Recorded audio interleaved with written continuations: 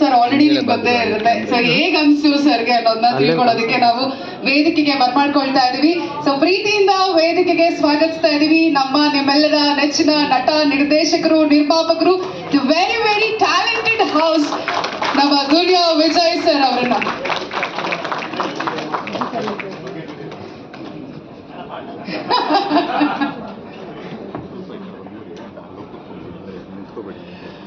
ಎಲ್ರಿಗೂ ನಮಸ್ಕಾರ. ಇಲ್ಲಿಂದ ಡೈರೆಕ್ಟ್ ಶುರು ಮಾಡೋದು. Sir correct. ನಾವು ಹೀರೋ ಆಗ್ಬೇಕಾದ್ರೆ ಅವ್ರು ಮಾಡ್ತಿದ್ದ ಸೀರಿಯಲ್ ಅಲ್ಲಿ ನಮ್ಗೆಲ್ಲ ಸಣ್ಣ ಸಣ್ಣ ಪಾತ್ರ ಕೊಟ್ಟು ನಮ್ಗೆಲ್ಲ ಎನ್ಕರೇಜ್ ಮಾಡಿದಂತ ಒಬ್ಬ ಒಳ್ಳೆ ಮನುಷ್ಯ. ಎಲ್ಲದಕ್ಕಿಂತ ಹೆಚ್ಚಾಗಿ ನಮ್ಮಲ್ಲಿ ಯಾವಾಗಲೂ ಹೇಳ್ತಿದ್ವಿ ಇಂಡಸ್ಟ್ರಿ ವಿದ್ಯಾವಂತರು ಕಡಿಮೆ ಅಂತ, ಅದರಲ್ಲಿ ವಿದ್ಯಾವಂತರ ವರ್ಗಕ್ಕೆ ಸೇರುವಂತ ಅದ್ಭುತವಾದ ನಿರ್ದೇಶಕರು.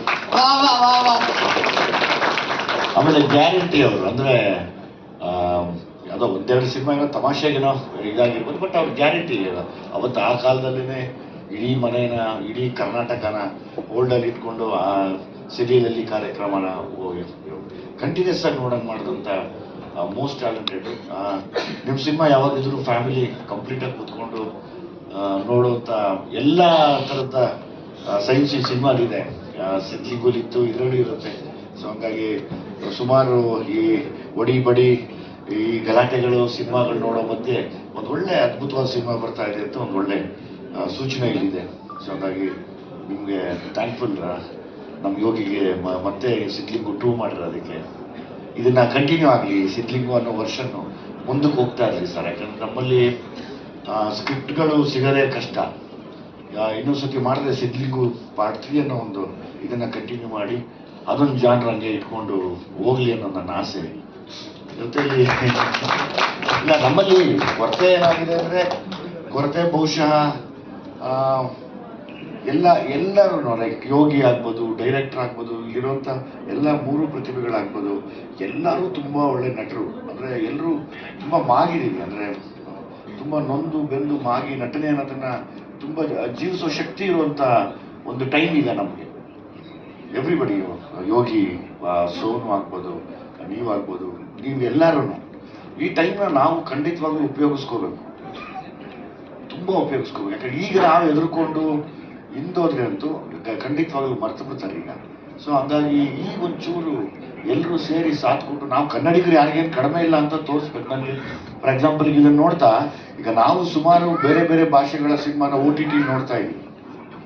ಫಾರ್ ಎಕ್ಸಾಂಪಲ್ ಮಲಯಾಳಮಲ್ಲಿ ನೋಡ್ತೀವಿ. ನನಗೊಂದು ಆಸೆ, ಈ ಸಿನಿಮಾ ಅಷ್ಟು ದೊಡ್ಡ ಮಟ್ಟಕ್ಕಾಗಲಿ. ಯಾಕಂದರೆ ನಾವು ನೋಡುವಂಥ ಎಲ್ಲ ಸಿನಿಮಾಗಳು ನಾನು OTT ನೋಡ್ತೀನಿ ಖಂಡಿತವಾಗ್ಲೂ. ಒಳ್ಳೊಳ್ಳೆ ಸ್ಕ್ರಿಪ್ಟು ಮಲಯಾಳಂ ಸಿನಿಮಾಗಳು ಅದ್ಭುತವಾಗಿ ಮಾಡ್ತಾ ಇದ್ದಾರೆ, ತಮಿಳಲ್ಲಿ ತುಂಬ ಅದ್ಭುತವಾಗಿ ಮಾಡ್ತಾ ಇದ್ದಾರೆ.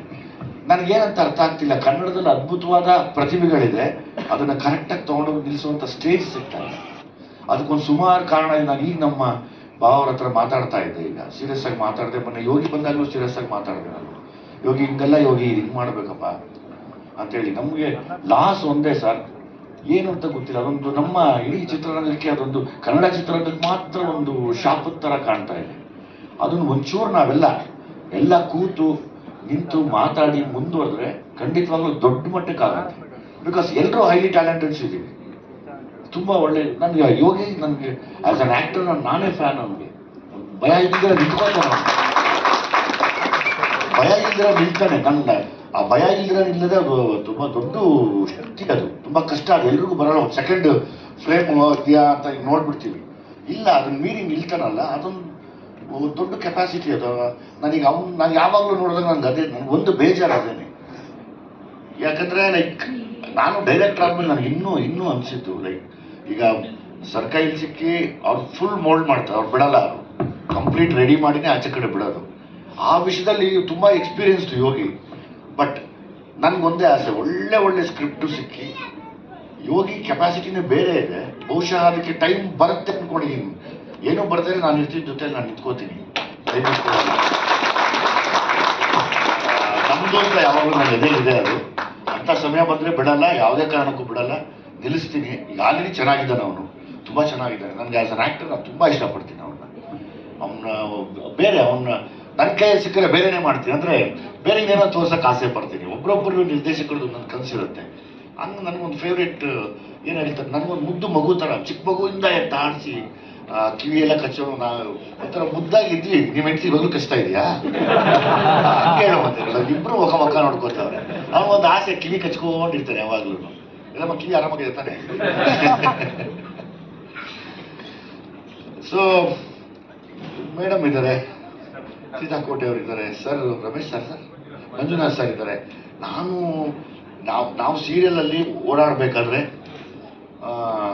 ದೊಡ್ಡ ದೊಡ್ಡ ಕಲಾವಿದರು ಇವರೆಲ್ಲ ಇವತ್ತು ಅತಿ ದೊಡ್ಡ ಕಲಾವಿದರು, ಇವ್ರನ್ನೆಲ್ಲ ನೋಡ್ಕೊಂಡು ನಿಂತ್ಕೋತೀವಿ, ಏನು ಇವರೆಲ್ಲ ಹಿಂಗೆ ಆ್ಯಕ್ಟ್ ಮಾಡ್ತಾರಲ್ಲ ಅಂತ.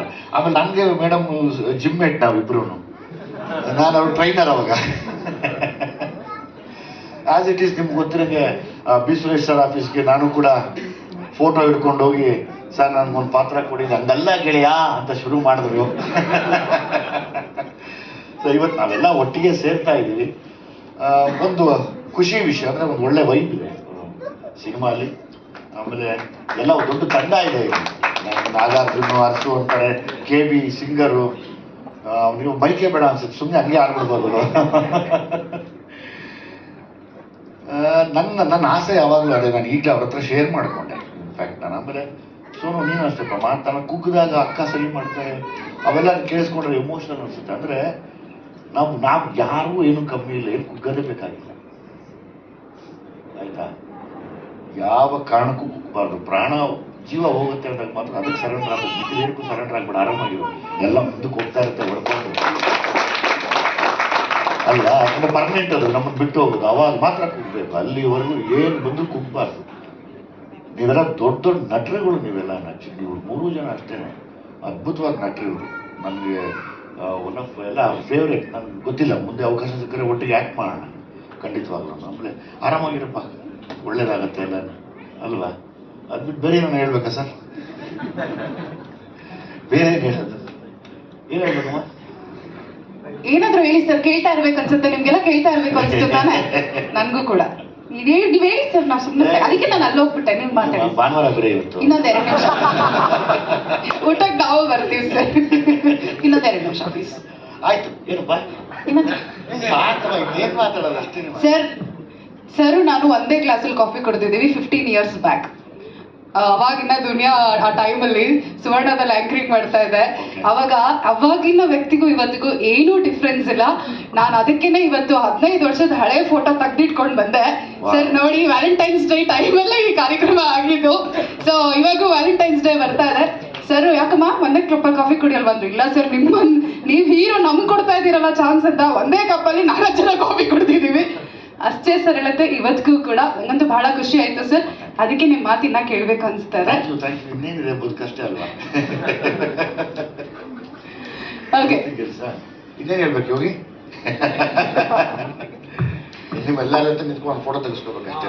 ಅದಕ್ಕೂ ಮುನ್ನ ಇವಾಗ ಫಸ್ಟ್ ನಮ್ಮ ಸರ್ ನಿರ್ದೇಶಕರು ಸೈಲೆಂಟ್ ಆಗಿ ಸೈಡಲ್ಲಿ ಇದ್ದಾರೆ. ಅವ್ರು ಹಂಗೆ ಅವರು ಬನ್ನಿ ಸರ್. ಯೋಗಿ ಸರ್ ನೀವು ಬಂದ್ಬಿಡಿ.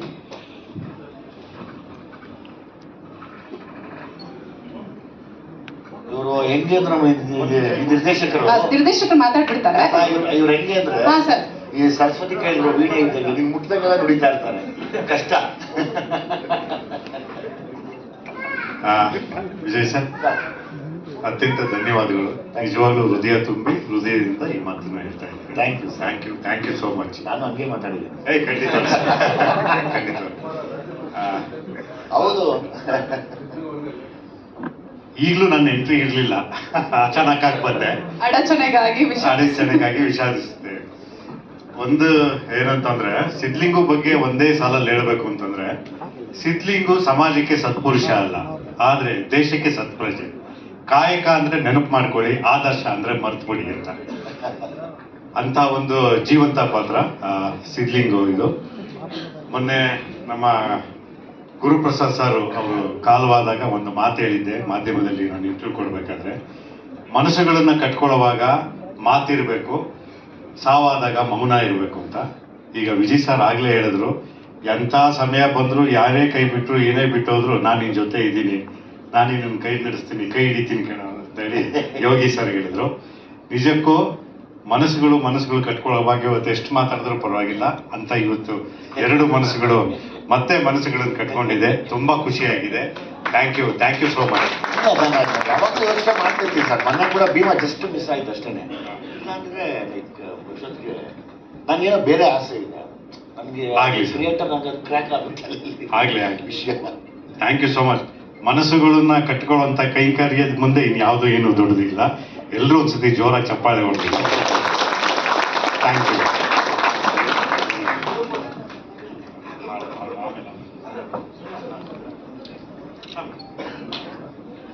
ಸರ್ ಆಯ್ತು ಆಯ್ತಾಯ್ತು. ಕಳಿಸ್ತಿ ಒಂದಾಯ್ತು. ಒಂದಿದೆ ಯಾರು ಸಿದ್ದರಾಜ ಸರ್ ಜೊತೆನಾ? ಸರ್ ಬನ್ನಿ ಸರ್, ಬನ್ನಿ ಬೇಗ ಬನ್ನಿ ಸರ್.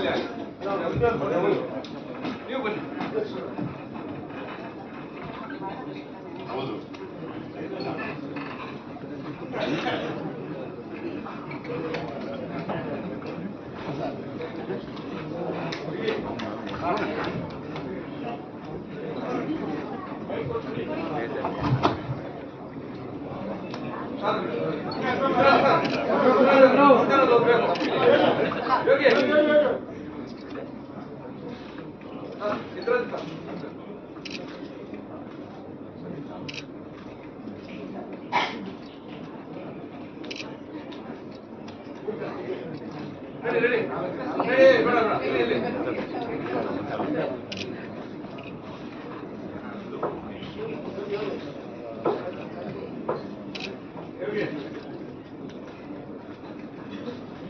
ಇದು ಫ್ರೇಮಬಲ್ ಪಿಕ್ಚರ್, ಇದು ಫ್ರೇಮ್ ಮಾಡಿಸ್ಬೇಕು ಇದಕ್ಕೆ.